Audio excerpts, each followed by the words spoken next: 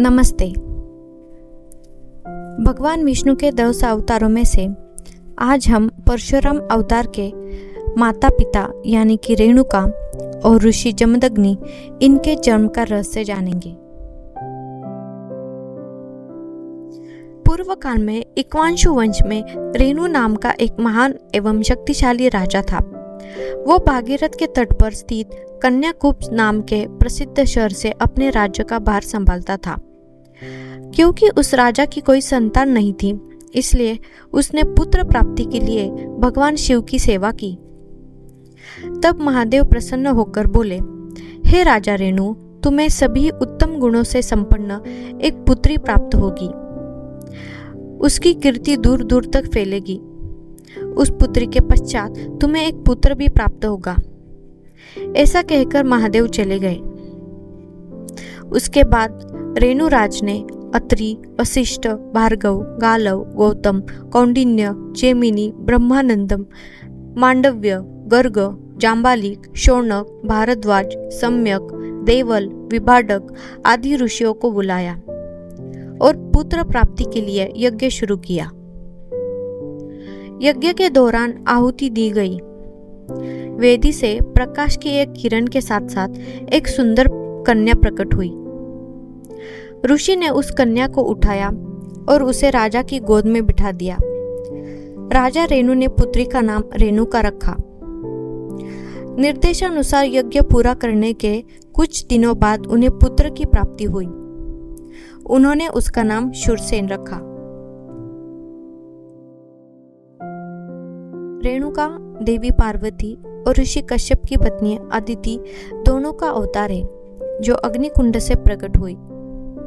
एक समय की बात है, पृथ्वी पर पाप बहुत बढ़ गया था और लोग बुराई से बहुत पीड़ित होने लगे थे। तब सभी देवता क्षीरसागर आए और नारायण से प्रार्थना करते हुए बोले, हे देवादिदेव, दुष्टों ने पृथ्वी पर महाविनाश मचा रखा है। इस कारण सभी प्राणी दुख भोग रहे हैं। यदि आप इस समय दुष्टों का विनाश नहीं करेंगे तो संपूर्ण पृथ्वी पर हाहाकार मच जाएगा। हे भगवान, जैसे आपने हिरण्याक्ष के समय वराह, हिरण्यकशिपु के समय नरसिंह और बलि के समय वामन अवतार धारण करके उनका विनाश किया था, उसी प्रकार हे प्रभु, आप रूप धारण करके पृथ्वी पर उत्पात मचाने वाले राक्षसों का विनाश करें।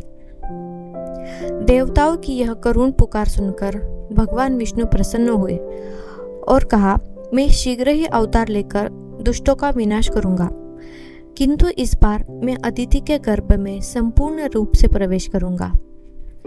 इसीलिए कुछ ऐसी व्यवस्था करो कि वह मेरा गर्भ धारण कर सके। भगवान विष्णु द्वारा देवताओं को यह आश्वासन दिए जाने पर देवता प्रसन्नता पूर्वक वहां से चले गए। वे अदिति के पास आए।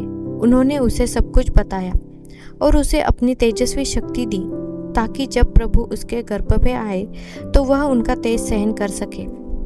लेकिन अदिति को लगा कि देवताओं की यह तेजस्वी शक्ति कोई कार्य सिद्ध नहीं कर पाएगी। इसलिए उन्होंने कैलाश पर्वत पर ब्रह्मांड की देवी पार्वती की तपस्या की। फिर कई वर्षों की तपस्या के बाद पार्वती उनसे प्रसन्न हुई। उस समय अदिति ने पार्वती से कहा, हे जगत की रचयिता आदि माया, हे माता पार्वती, मैं भगवान का तेज सहन नहीं कर सकूंगी। आप मेरे शरीर में वास करें, जिससे मैं परमेश्वर के गर्भ को धारण कर सकूं। अदिति के अनुरोध को स्वीकार करते हुए पार्वती ने अदिति से कहा, मैं तुम्हारे शरीर में निवास करूंगी, लेकिन यह सुनिश्चित करो कि महादेव तुम्हारे पति के शरीर में निवास करेंगे। पार्वती के ऐसा कहने पर अदिति भगवान शिव की तपस्या करने बैठ गई और अपनी भक्ति से भगवान शिव को प्रसन्न कर लिया।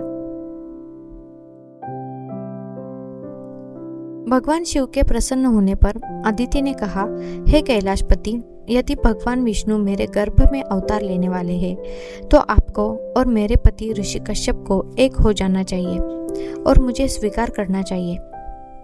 अदिति का यह अनुरोध सुनकर भगवान शिव ने उसे वरदान दिया। इस प्रकार भगवान शिव का वरदान पाकर अदिति और पार्वती एक हो गई और ऋषि कश्यप और महादेव भी एक हो गए। अदिति और पार्वती एक होके कन्या का रूप धारण करके यज्ञ कुंड के माध्यम से रेणु राजा के घर में प्रवेश किया। वो कन्या रेणुका है। अब देखते हैं कि कैसे ऋषि कश्यप और भगवान शिव ने मिलकर पृथ्वी पर अवतार लिया। पूर्व काल में भृगु ऋषि नाम के एक महान तपस्वी थे। उनके पत्नी का नाम था पुलोमा। एक बार जब भृगु ऋषि अपनी पत्नी पुलोमा को आश्रम में रखकर स्नान करने गए थे, तब तालजंगासुर नाम का एक राक्षस भृगु ऋषि का वेश धारण करके आश्रम में आया और पुलोमा का बलात्कार करके उसका अपहरण कर लिया। उस समय पुलोमा गर्भवती थी और उस राक्षस के कारण उसका गर्भपात हो गया। तब पुलोमा राक्षस पर क्रोधित हो गई और उसने उसे श्राप देकर जलाकर राख कर दिया। बाद में जब ऋषि भृगु स्नान करके वापस आए तो उन्होंने यह घटना देखी। फिर उन्होंने कमंडलू का जल भ्रूण पर छिड़का और उसे पुनर्जीवित कर दिया।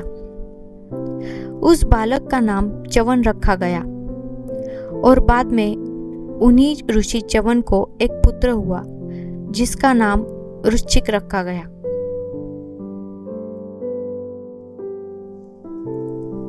ऋषि वृश्चिक एक महान तपस्वी और सदाचारी व्यक्ति थे। उन्होंने गोदावरी के तट पर एक आश्रम बनाया था। उनकी तपस्या बहुत कठोर थी। सोमवंशी राजा गादीराज ने अपनी पुत्री सत्यवती का विवाह ऋषि वृश्चिक से कर दिया था। एक बार सिंहस्थ उत्सव के दौरान गादीराज अपनी पत्नी पौलकुक्षी के साथ गोदावरी के तट पर आए थे। उस समय पौलकुक्षी ने सत्यवती से कहा, सत्यवती कृपया अपने पति से मेरे लिए प्रार्थना करें और मुझे एक पुत्र की प्राप्ति हो ऐसा वर मांग ले। तब सत्यवती ने अपने पति से कहा, मेरी माता एक पुत्र चाहती है और मैं भी एक बेटा चाहती हूँ। तब ऋषि वृश्चिक ने मंत्रोच्चार के बाद 2 कटोरी खीर सत्यवती को दे दी और कहा कि क्षत्रिय वाली खीर अपनी माँ को दे देना और तामस वाली खीर तुम खा लेना। उस अनुसार सत्यवती ने थाली पर खीर की कटोरी रखी और अपनी माता को भोजन के लिए बुलाया। जब पौलकुक्षी ने दोनों कटोरी को देखा तो उसे स्वाभाविक रूप से संदेह हुआ कि सत्यवती की खीर अच्छे पुत्र की प्राप्ति के लिए होगी और उसकी खीर साधारण पुत्र के प्राप्ति के लिए। इसलिए उसने अपनी बेटी को पानी लाने के लिए भेजा और उसके जाने के बाद उसने खीर की अदला बदली कर ली। बाद में जब उन दोनों ने वह खीर खाई तो वे दोनों गर्भवती हो गए। लेकिन गर्भावस्था के दौरान उन दोनों को अलग अलग अनुभूति होने लगी। सत्यवती को युद्ध के तथा पौलकुक्षी को संध्या स्नान के स्वप्न आने लगे। यह देखकर ऋषि वृश्चिक को यह समझ में आ गया था कि सत्यवती ने दूसरी खीर खा ली है। तब सत्यवती ने अपने पति से कहा, मैं सदाचारी स्वभाव वाला पुत्र चाहती हूँ। तब ऋषि ने ऐसी व्यवस्था कर दी, किंतु सत्यवती से कहा कि उसके पुत्र का पुत्र वह बड़ा तेजस्वी होगा, वह क्षत्रिय गुणों के साथ जन्म लेगा। बाद में सत्यवती के गर्भ में ऋषि कश्यप और महादेव एक होकर उन्होंने पुत्र के रूप में जन्म ले लिया। ऋषि वृश्चिक ने उस बालक का नाम जमदग्नि रखा। तो ये थी भगवान परशुराम के माता पिता के जन्म की कहानी।